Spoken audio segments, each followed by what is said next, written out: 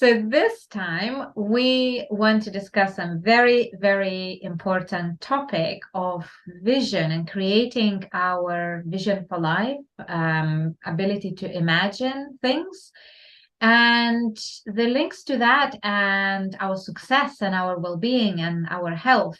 So we are as a team in a process of imagining in a way creating something really great and building our new vision for the company for the future and working together on that. So we thought it would be very, very interesting to kind of unpack a little bit more of a science behind that. Why is it so important to visualize things? Why is it so important to be able to imagine in order to create a better reality and better health and better performance for ourselves? So yeah, Valentina, what are your thoughts on that?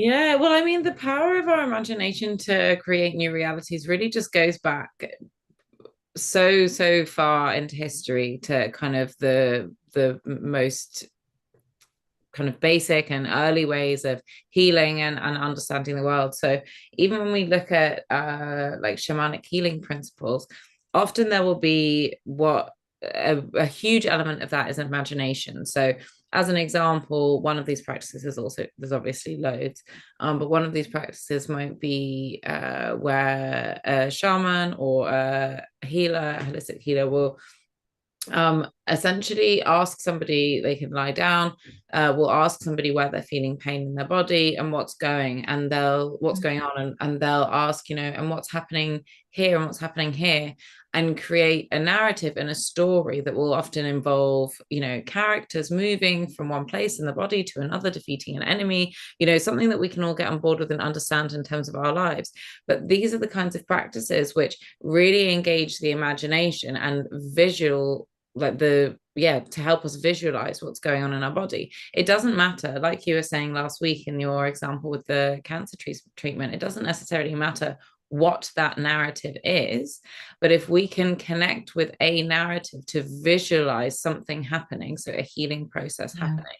happening, that does it itself sometimes, and at the very least it can help us access an idea of how to get to that place of healing, and actually feel what that place of healing feels like.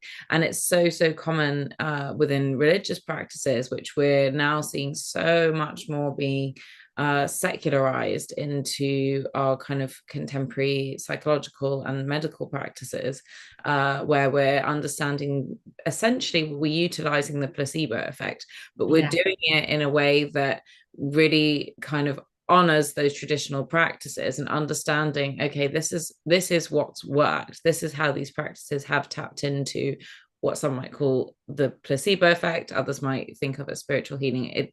The linguistics don't necessarily matter, or the semantics, but it's about this process of being able to find ways to use our imagination to affect what is happening in our bodies and in the world, obviously on a grander scale.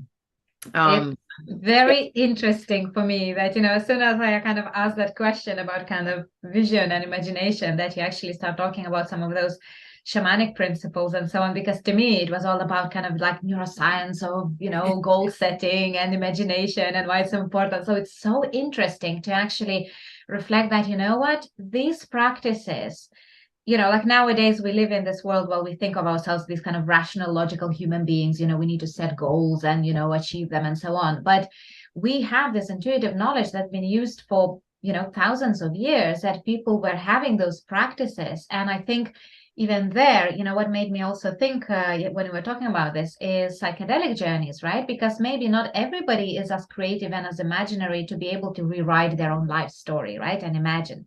And I think that kind of psychedelic guided journey really triggers some of these neural pathways in a way that it allows to kind of something new to reemerge. And obviously, from neurological point of view, psychedelic experiences induce neuroplasticity, right? Which means that it allows brain um, to remold itself and to reconnect and to break maybe some old neural pathways and also make new ones, right? mm-hmm. So it's very, very important that if we want to kind of change something, if we want to, you wrote this beautiful article a couple of weeks ago about habits, making and breaking habits, right? This is such an important part of this, that if you cannot imagine the new way of doing things, how on earth are you supposed to execute this, right? How are you supposed to make this into reality? So all of the things that exist today in a world, planes, electricity, whatever, somebody had to imagine it first, right?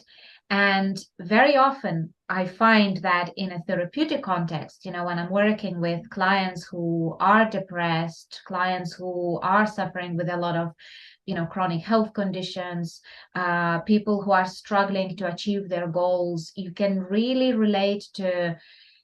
see that their capacity to actually visualize and to imagine things is usually affected in that way, right? That they are not able to imagine in the same way, right? So we need to learn in a way how to build that new vision for ourselves, for the world.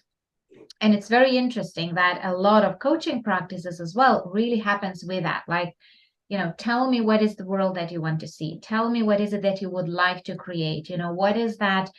Set that intention, right? As let's say, when we're looking from kind of generative coaching, generative change practices, as you know very well, you set that intention first. What is it that you want to create in a world? You set that vision and you visualize, you see it, and you see yourself in that, right? Because if you cannot imagine yourself in that situation, you are not an agent of that change. You are just kind of passive observer. So you are not able to kind of take action that.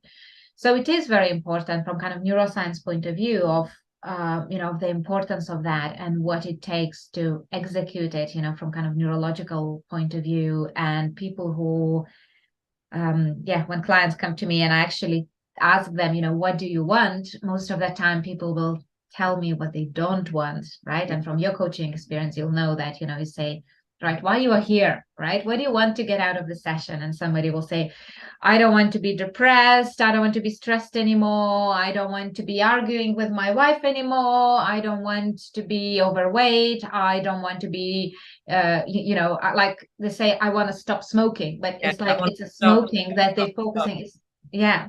But what are you starting? Exactly. So they want to stop doing something else. They want to, but what is it that you want? And that's the most important step of being able to imagine that new future for ourselves and become that person, visualize ourselves in that role as the person who is able to execute and have that kind of lifestyle, have that kind of body, have those kind of healthy habits and so on, right? Yeah, absolutely. And that's something that I think it's natural, in this article about habits as well, we were talking about what motivates us, and sometimes that's fear of a worst case scenario. We want to move away from that, but sometimes that's also about an ideal future. And so it can be useful to think about what we are moving away from, but we still need to know what we are moving towards. Yeah, we need to be able to visualize it. Otherwise, I mean, it's so simple, but it's like you don't leave the house with absolutely no idea where your destination is. You'd just be wandering the streets for hours and hours, and it's something you can take it so simply as that, is that you need to, at least at the very, you don't necessarily even know immediately how you're going to get there, but at the very least you have to be able to connect with and visualize the idea of where you want to be. And that the journey can unfold from that, because then once you have a clearer depiction of where you want to be, then it's a lot easier to map between here and there. But when you don't have one end of the spectrum, that's the territory. Yeah, and I think you're here touching on another very important thing, that actually, I think sometimes you don't actually have to have the specifics, because very often traditionally, if we think of coaching and setting goals, that we say, okay, this is what I want, set in stone, white and black, it's rigid, like this is exactly what I want, right? But in reality, it's much more healthier to actually imagine, what kind of bigger picture behind it. Like, for what purpose do you want that? What exactly is it going to give you? How are you going to feel when you have achieved that? And actually connect more with that energy. Because when you connect, let's say, okay, you know, I want to have this specific goal, you know, I want to be able to achieve this specific thing.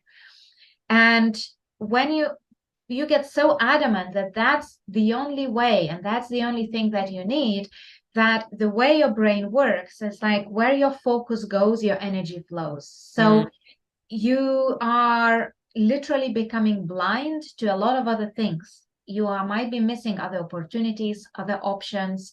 You are not able to connect the dots because your mind is now, your sight essentially, even physically, is being primed to only focus on this goal, this direction that you set for yourself to get to, right? So we are sometimes limiting ourselves in the way we are setting that goal.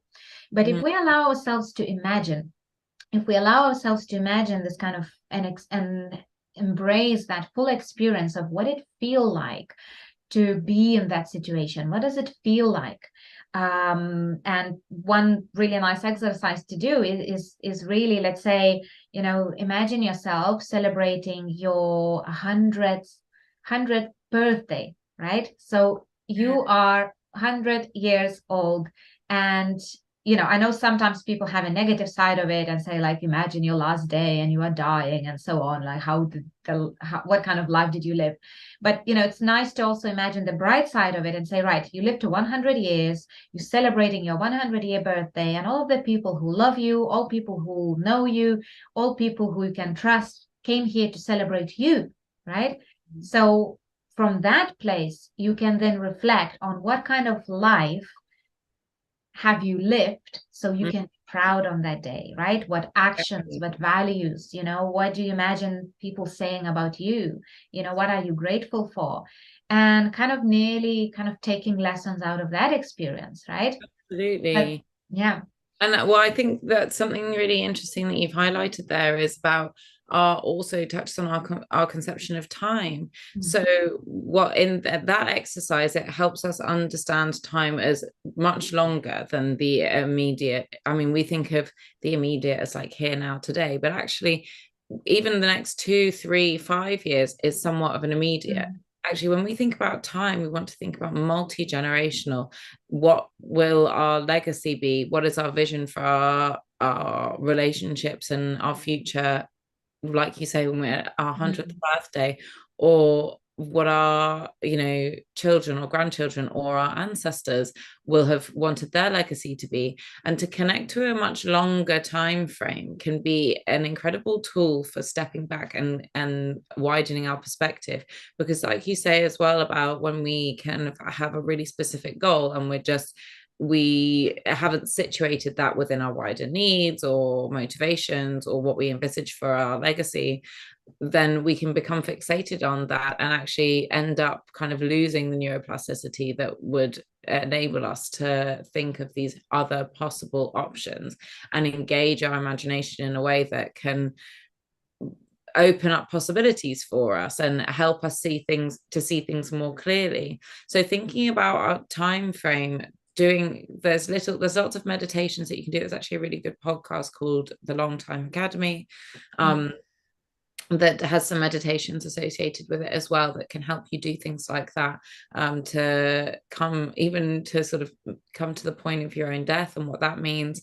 But it can give us a really useful understanding of time that can allow us to zoom out and see a bigger picture and actually think a lot more strategically and a lot more sustainably as well, because we're not just thinking about our lives and our actions within the immediate, how they will affect us in the next 3 to 5 years, or even in our lifetimes, but how will they affect us as a human race over time, and us as a planet, as a kind of multi-organism system.